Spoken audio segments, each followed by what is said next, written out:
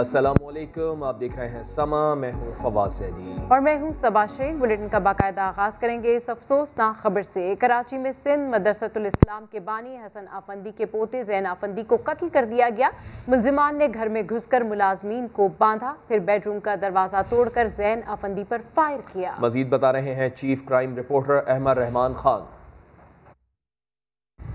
जी बिल्कुल, इस वक्त हम मज़ार कायद के करीब वाक़े जैन हसन आफंदी की रिहाइशगाह के पास मौजूद हैं। ये कॉस्मोपॉलिटन हाउसिंग सोसाइटी कहलाता है ये इलाका। यहाँ पर रिहाइश पजीर थे जैन हसन अली आफंदी। आप ये देख सकते हैं कि ये इनका घर है। सुबह 4 से 5 बजे के दरमियान जो है वो 5 मुसल्लह डाकू इस घर में दाखिल हुए हैं। मुलजिमान जो है वो वाइट करोला में सवार थे। वाइट करोला उन्होंने बाहर पार्क किया और उसके बाद अंदर गए हैं। जो इनके 3 मुलाजमीन जो है वो यहाँ पर मौजूद थे, उन तीनों को जो है वो बांधा है और उसके बाद वो पहली मंजिल पर वाक़ उनके बेडरूम में गए हैं। बेडरूम का दरवाज़ा बंद था तो जैन के बेडरूम का दरवाज़ा मुलजिमान ने तोड़ा है, अंदर दाखिल हुए हैं और उसके बाद जब उन्होंने मज़ाहमत की है तो उस पर फायरिंग की है। एक गोली उनके मुंह पे जो है वो लगी है, जो मौत की वजह भी जो है वो साबित हुई है। और उसके बाद उन्होंने जेवरात उठाए, 2 मोबाइल फ़ोन उठाए और मुलजिमान फ़रार हो गए। पुलिस का ये कहना है कि वो काफ़ी कई जावियों से जो है वो इस वाक़े की तहकीकात कर रही है, क्योंकि मुलजिमान ने कोई इतनी ज़्यादा जो है वो कमरों की तलाशी भी नहीं ली है कि जिससे ये लगे कि ये वाकई एक डकैती की वारदात है। तो मुख्तलिफ जावियों से इसकी तहकीकात जो है वो की जा रही हैं। जी ठीक है, अहमद रहमान खान अपडेट करें, आपका शुक्रिया। वज़ीर आला सिंध सैयद मुराद अली शाह हसन आफंदी के घर पहुंच गए हैं। उन्होंने अहले खाना से ताज़ियत की है। सिंध मदरसतुल इस्लाम के बानी के पोते को घर में कत्ल कर दिया गया था। आपको इस खबर से अपडेट कर रहे हैं। इसी हवाले से वज़ीर आला सिंध सैयद मुराद अली शाह हसन आफंदी के घर पहुंच गए हैं। उन्होंने अहले खाना से ताज़ियत की। सिंध मदरसतुल इस्लाम के बानी के पोते को घर में कत्ल कर दिया गया था। और साबिक चीफ CPLC जमील यूसुफ ने सिंध मदरसतुल इस्लाम के बानी जैन हसन आफंदी के कत्ल पर इजहार अफसोस का इजहार किया है। कहा वो बहुत अच्छा बच्चा था, वो अपने दादा के स्कूल की देखभाल करता था। बहुत अच्छा बच्चा था। इसका वालिद भी मेरा अच्छा दोस्त था, वालदा भी अच्छी दोस्त थी। बड़ा अफसोस हो रहा है। Is a very fine gentleman. Sindh Madrasa के इनके दादा का जो है जो मदीर में स्कूल है, इस ट्रस्ट, पूरा सिंध मदरसा ट्रस्ट है और ये बेचारा ये देखता था उसको और हर वक्त कंसर्न था वहाँ के बच्चों के, जो गरीब बच्चों को फ्री एजुकेशन, उनको हॉस्टल्स एंड और। मुझे तो बड़ा दुख हो रहा है कि ये आगे जाके कैसे होगा। बहुत जल्द कोयटा आऊँगा, बराए मेहरबानी अपने प्यारों को दफना दें ताकि उनकी रूहों को तस्कीन मिल सके। वज़ीर आज़म इमरान खान हज़ारा कम्युनिटी से अपील कर दी। उन्होंने मुजाहिरीन को यकीन दिलाया कि दहशत गर्दी की रोकथाम के लिए कोशिशें की जा रही हैं। वज़ीर आला बलूचिस्तान मुतासरीन की दादरसी के लिए कोयटा पहुँच गए, जाम कमाल धरने में गए और लवाहिकीन से तदफीन की अपील कर दी। दीनी फरीज़ा अंजाम दो, मरहुमीन की रूहों को तस्कीन पहुँचाओ। हज़ारा कम्युनिटी की जिद के आगे रियासत ने अपील कर दी। वज़ीर आज़म इमरान खान ने अपने ट्विटर पैगाम में कहा कि बराए मेहरबानी अपने अजीज़ों को दफन करें, शुहदा के लवाहिकीन के दुख और मुतालिबात से वाकिफ़ हों, लोगों के एतमाद को कभी ठेस नहीं पहुँचाऊँगा। वज़ीर आज़म ने लवाहिकीन से जल्द मिलने का भी यकीन दिलाया और कहा कि मुस्तक़बिल में ऐसे हमलों की रोकथाम के लिए इक़दामात किए जा रहे हैं। हमारा पड़ोसी फ़िरका वाराना दहशत गर्दी को हवा दे रहा है। वज़ीर आला जाम कमाल खान समेत वफाकी वज़ीर अली ज़ैदी भी लवाहिकीन से मिलने गए और तदफीन को वज़ीर आज़म की आमद से मशरूत ना करने की अपील की। दीनी फ़र्ज़ है, इसको हम मशरूत ना करें कि वज़ीर आज़म आए या वज़ीर आला आए या कोई और आदमी चला जाए या सदर पाकिस्तान आ जाए। वो ज़रूर आएंगे, वो क्यों नहीं आएंगे। हाथ जोड़ की गुजारिश है कि आपके सारे जो भी आपके जायज़ मुतालबात हैं वो जायज़ हैं। हमने आपसे डिस्कशन की है सारी बैठ के। प्लीज़ मैं फिर दोबारा कहता हूँ कि इसको इसके साथ ना करें।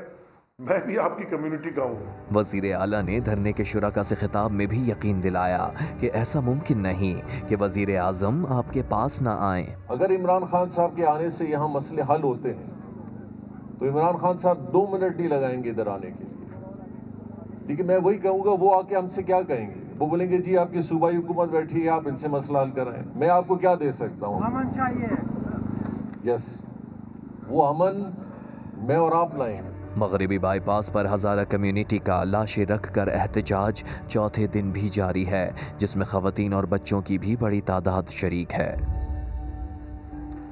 हज़ारा डेमोक्रेटिक पार्टी के चेयरमैन अब्दुल खालिक ने दावा किया है कि 4 जनवरी को मैयतों की तदफीन का फैसला हो गया था, मगर कुछ लोग आए और मैयतें उठाकर ले गए और धरना दे दिया। लवाहिकीन भी तदफीन चाहते हैं।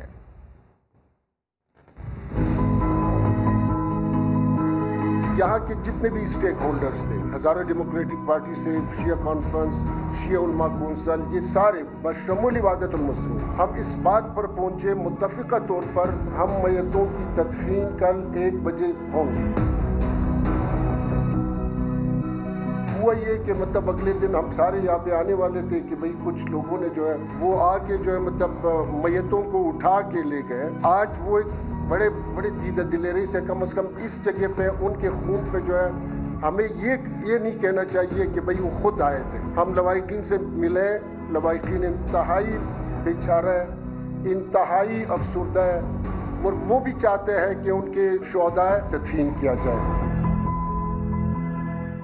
तर्जुमान बलूचिस्तान हुकूमत लियाकत शाहवानी कहते हैं अब्दुल खालिक हज़ारा के बयान से लगता है कि कुछ लोग मामले पर सियासी पॉइंट स्कोरिंग चाहते हैं। मुजाहिरीन के तमाम मुतालबात माने जा रहे हैं, एहतजाज जल्द खत्म हो जाएगा।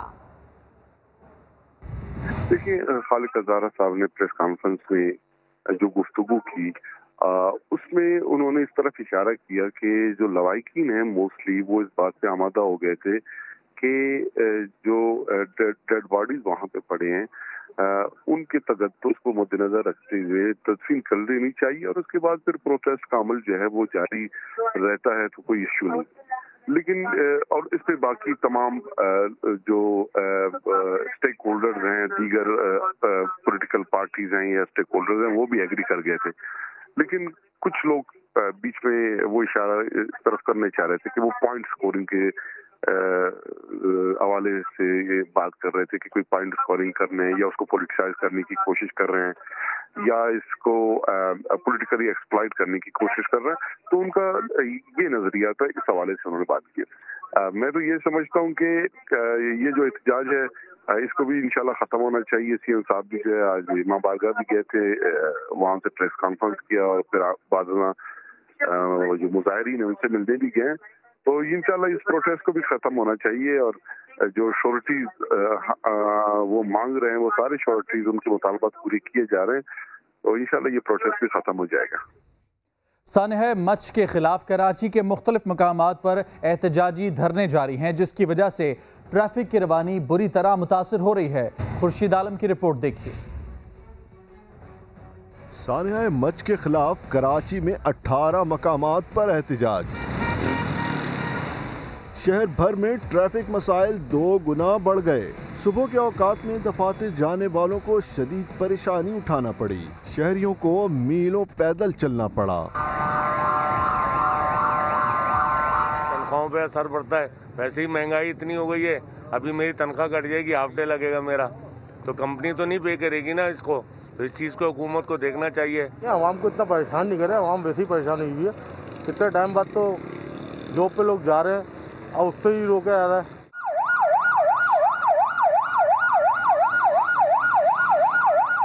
यही नहीं, एम्बुलेंसेस भी ट्रैफिक जैम में फंस गईं।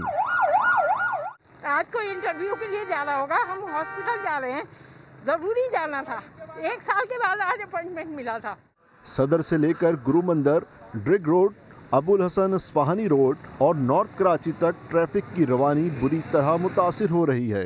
धरनों की वजह से ट्रैफिक को मुतबादिल रास्तों की तरफ मोड़ा जा रहा है। सानह मच के खिलाफ कराची में 18 मकामात पर एहतजाज जारी है। शहर भर में ट्रैफिक मसाइल 2 गुना बढ़ चुके हैं। सुबह से नाता खान पुल पर जाने वालों को शदीद परेशानी उठाना पड़ रही है। इस वक्त समा की नुमाइंदा जमजम सईद मौजूद हैं नाता खान पुल पर, उनसे मजीद जान लेते हैं। जमजम, बताइएगा क्या सूरत हाल है यहाँ पर? जी बिल्कुल, शहर कायद के मुख्तलिफ मकामात पर जारी धरनों ने ट्रैफिक का निज़ाम दरम बरम करके रख दिया है। इस वक्त मैं मौजूद हूँ नाता खान पुल पर। कैमरामैन जो है मेरे यहाँ पर मनाजिर आपको दिखाएंगे। कासिम रईस से मैं कहूँगी कि फोकस किया जाए, यहाँ पर शहरी कितनी अजियत में मुब्तला हैं। आप देख सकते हैं यहाँ पर बाइक्स और गाड़ी जो है वो यहाँ पर फंस चुकी है। किस तरह से लोग जो है फुटपाथ से अपनी बाइकों को चढ़ाकर अपने लिए रास्ता बनाने की कोशिश कर रहे हैं। शहरियों से बात करते हैं, जानते हैं शहरी क्या कहेंगे, बताइएगा क्या कहेंगे। यहाँ तो बड़ा रश लगा हुआ, बहुत मुश्किलात का सामना हो रहा है। रोड सारे ब्लॉक करे हुए, जगह जगह से बाइकें एक रोड से दूसरे रोड पे हम लोग डाल रहे हैं।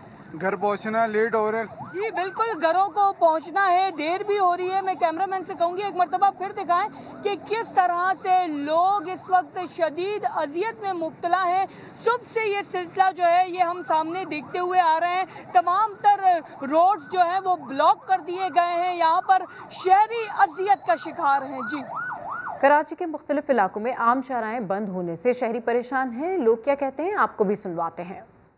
यार ये जगह जगह धरने लगे हुए हैं, परेशानी इतनी हो रही है। मैं खुद हॉस्पिटल सुबह गया, कितनी मुश्किलात से गया हूँ और अब आया हूँ तो फिर भी रास्ते बंद हैं।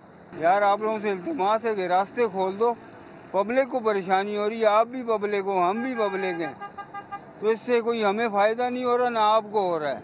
आप एहतजाज रिकॉर्ड कराएँ और ख़त्म कर दें इसको। सुबह भी बड़ी परेशानी से हम ऑफिस पहुँचे और अब वापसी में भी हमें इतनी परेशानी हो रही है कि बता नहीं सकते, पता ही नहीं चल रहा है अचानक से ये क्या हो गया। आगे बढ़ते हैं और आपको बताते हैं कि शवाहिद से साफ वाज़े होता है कि मच वाक़े के पीछे भारत का हाथ है। वज़ीर आज़म के नुमाइंदे खुसूसी अल्लामा ताहिर अशरफी ने दुनिया को बता दिया है। कहते हैं कि दाइश हमले की जिम्मेदारी कबूल कर चुकी, मुल्ज़िमान को उकसाने वाले और सहूलतकार गिरफ्तार हैं। दहशत गर्दों को हर सूरत अंजाम तक पहुँचाया जाएगा। हज़ारा कम्युनिटी तो मुसलसल इनको निशाना बनाया जा रहा है। हिंदुस्तान ISIS को मजबूत कर रहा है, दाइश को अफगानिस्तान में। उसके बाद ये वाकया और वाकया की जिम्मेदारी खुद दाइश कबूल कर रही है, तो ये तो फिर बड़ा हर चीज क्लियर हो जाती है। इसमें कोई शक नहीं है कि इसमें बैरूनी अनासिर मुलव्वस हैं। हिंदुस्तान जिस तरह फंडिंग कर रहा है ISIS को, वो सारी दुनिया के सामने है। बेगुनाह इंसानों को कत्ल करने वाले और उनकी पुष्टपराई करने वाला हिंदुस्तान और उसके आलाकार जो हैं, आलमी दुनिया को उस हवाले से भी इक़दामात उठाने चाहिए। बड़ा वाज़े हम करना चाहते हैं कि इन दहशत गर्दों को इंशाअल्लाह कैफरे किरदार तक पहुंचाया जाएगा। मेन मुजरिम जो हैं, जिन लोगों ने लोगों को उकसाया, वो भी गिरफ्तार हैं, सहूलतकार भी गिरफ्तार हैं और एक भी बेगुनाह शख्स उसमें नहीं है। इसमें बड़ी वाज़े शवाहिद मौजूद हैं और खुद दाइश ने इसकी जिम्मेदारी भी कबूल की। इस्लामाबाद में एक ऐसा पार्क भी है जहां लगा हर दरख्त VIP है। कोई दरख्त किसी मुल्क के सदर ने लगाया है तो कोई गैर मुल्की वजीर आज़म ने। फराह रब्बानी की रिपोर्ट में देखिए। लंबे, घने और खूबसूरत दरख्त, सायादार भी और दोस्ती की मिसाल भी। जी हाँ, ये है इस्लामाबाद शक्करपड़िया में वाक़े इंटरनेशनल फ्रेंडशिप पार्क, जहाँ लगा एक एक दरख्त किसी न किसी सरबराहे मुमलिकत से मंसूब है। इस पार्क की बुनियाद इस्लामाबाद के क़याम के साथ ही 1964 में रखी गई। सबसे पहले चाइना के जो हेड ऑफ स्टेट थे चौन लाई साहब, उन्होंने यहाँ पे सेपियम का पौधा लगाया था। ऑलमोस्ट 131 के करीब डिफरेंट हेड ऑफ स्टेट्स ने पौधे लगाए हैं।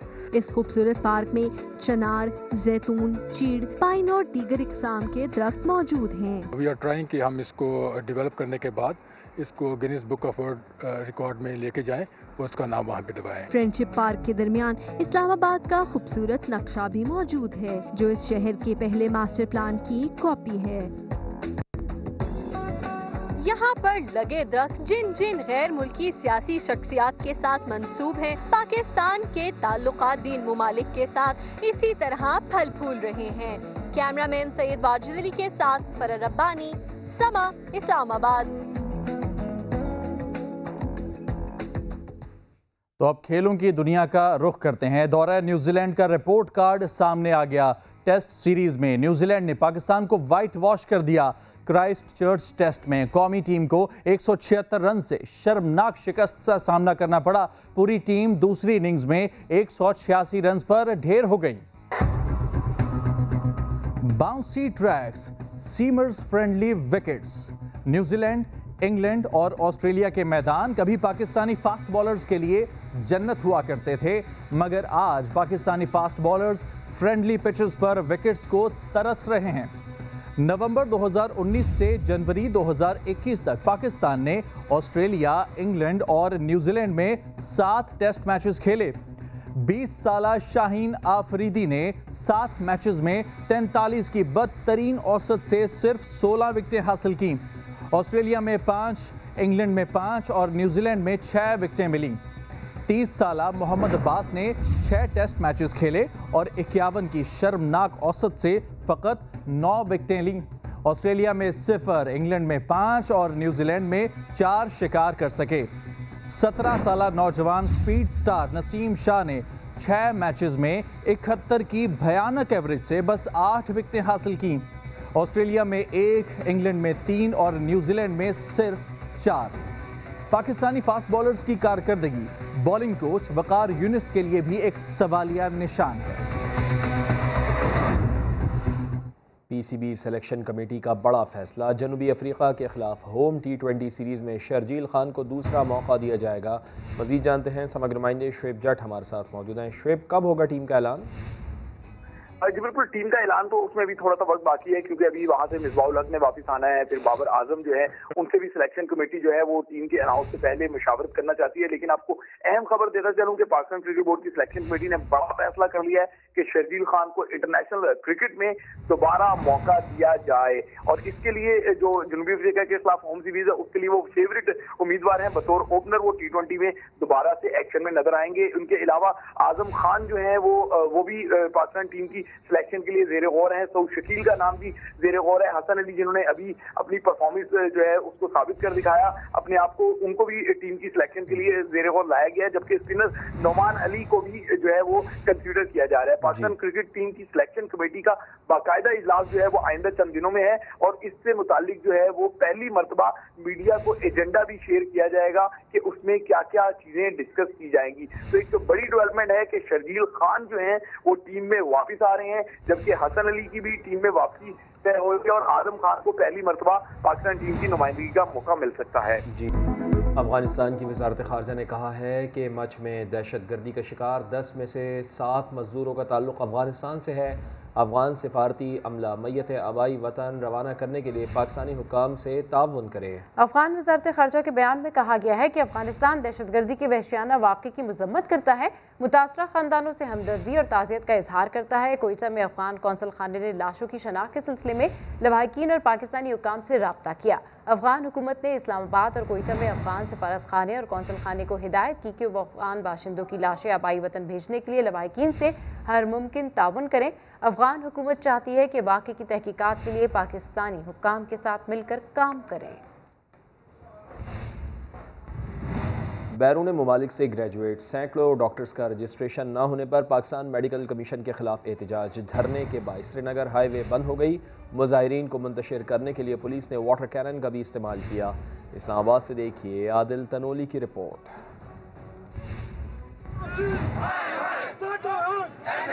पाकिस्तान मेडिकल कमीशन में रजिस्ट्रेशन न होने पर सैकड़ों तुलबा का PMC के खिलाफ एहतजाज। धरना देकर श्रीनगर हाईवे बंद की तो पुलिस की भी भारी नफरी मौका पर पहुंच गई। मुजाहिरीन की पकड़ धकड़ वाटर कैनन से धुलाई भी कर दी। बैरून मुल्क से पढ़कर आने वाले डॉक्टर्स ने पाकिस्तान मेडिकल कमीशन में रजिस्ट्रेशन न होने पर इससे कबल PMC के सामने भी एहतजाज किया। ग्रेजुएटेड है, डिग्री को लेकर हम क्या करें, कहाँ जाएं? अगर अपनी कंट्री हमें एक्सेप्ट नहीं करी तो हम लोगों को कौन एक्सेप्ट करेगा? फिर कोई प्रोसेस नहीं है इनका रिकॉग्निशन करने का। हमारा सिर्फ ये मुतालबा है कि जो सितंबर 2020 से पहले ग्रेजुएट हो चुके हैं उनको लाइसेंस दिया जाए। मुजाहिरीन का कहना है कि अगर उनके मुतालबात तस्लीम न किए गए तो वो डी चौक पर धरना देंगे। कैमरामैन मोहम्मद नवाज के साथ आदिल तनोली, समा, इस्लामाबाद। और सस्ती डिग्री के चक्कर में पाकिस्तानी तलबा फंस गए। पाकिस्तान मेडिकल कमीशन ने किर्गिस्तान की 17 यूनिवर्सिटीज़ को ब्लैकलिस्ट कर दिया। 8000 पाकिस्तानी तलबा का मुस्तकबिल दाव पर लग गया है। लाखों रुपए लगाकर बच्चों को तालीम के लिए भेजने वाले वालिदैन अजियत का शिकार हैं। इस हवाले से रिपोर्ट कर रहे हैं मुदस्सिर नज़ीर। ज़िला गज़र में बर्फ़बारी शुरू हो गई है। सर्दी बढ़ गई है। नथिया गली, अयूबी और आज़ाद कश्मीर के पहाड़ों पर मुसलसल कई रोज़ से बर्फ़बारी का सिलसिला जारी है। रास्ते बंद हो जाने से निज़ाम ज़िंदगी शदीद मुतासिर है। जिला गिजर के मैदानी इलाकों में भी साल की पहली बर्फबारी, हर शहर पर सफेदी छा गई। गिजर के बालाई इलाकों में पहले ही 2 दिन से बर्फबारी हो रही है। शाहराएं बंद हो गई हैं, 2 तहसीलों को जाने वाले रास्ते भी मुनक़ता हो गए हैं। नथिया गली, अयूबिया और ठंडियाने में मुसलसल 4 दिन से बर्फबारी जारी है। बुध को बादल भी बरसने लगे। वादिया नीलम, वादिया लीपा, हवेली, बाग और रावलाकोट के पहाड़ों पर भी कई दिनों से रुई के गाले गिर रहे हैं। बालाई इलाकों में निज़ाम ज़िंदगी मफलूज होकर रह गया है। एबटाबाद मरी रोड और राब्ता सड़कें बंद होने से आवाम को शदीद मुश्किलात का सामना है, जबकि गलियात के मुतादिद देहात में बिजली की फराहमी भी मुअत्तल हो गई है। महकमा मौसमियात के मुताबिक इस्तोर, स्कर्दू और चिलास में 10 इंच तक बर्फ पड़ चुकी है। कल्लात में -8, पकरोट और कोयटा में दर्जा हरारत -7 हो गया है। पारा, चिनार और स्कर्दू में दर्जा हरारत -6 डिग्री सेंटीग्रेड रिकॉर्ड किया गया है। यूरोप के कई ममालिक में सर्दी की लहर जारी है। इटली और स्पेन में रिकॉर्ड बर्फबारी से मामूलात जिंदगी बुरी तरह मुतासिर है। कोरोना वबा से मुतासिर यूरोप शदीद सर्दी की लपेट में। शुमाली इटली के पहाड़ी इलाकों में मुसलसल बर्फबारी, हर तरफ सफेदी छा गई। सड़कों पर कई फीट बर्फ ने आवाम के लिए मुश्किलात खड़ी कर दी। रेस्क्यू एहलकार और शहरी रास्ते क्लियर करते नजर आए। स्पेन के शहर मैड्रिड और बार्सिलोना को गैर मामूली सर्दी का सामना। बर्फबारी के साबिका रिकॉर्ड टूट सकते हैं। बार्सिलोना में शदीद बर्फबारी के बाद हाई अलर्ट जारी कर दिया गया। मौसम मजीद खराब होने पर हुकाम ने शहरियों को घरों में रहने की हिदायत की। महकमा मौसमियात ने दर्जा हरारत -10 डिग्री तक गिरने का इम्कान जाहिर किया। अमरीकी रियासत विस्कॉन्सिन में भी सख्त सर्दी, पारा नुक्ता जमात से कम है। सड़क किनारे दरख्त बर्फ के गाले गिरने से सफेदी का मंजर पेश कर रहे हैं। उधर भारत के कई शहरों में मौसमी सरमा की बारिशों ने तबाही मचा दी। विजिट कीजिए हमारी वेबसाइट sama.tv। इसके अलावा आप हमें फेसबुक और ट्विटर पर भी ज्वाइन कर सकते हैं। एक ब्रेक के बाद आप देख सकेंगे प्रोग्राम 7 से 8। देखते रहिए समा।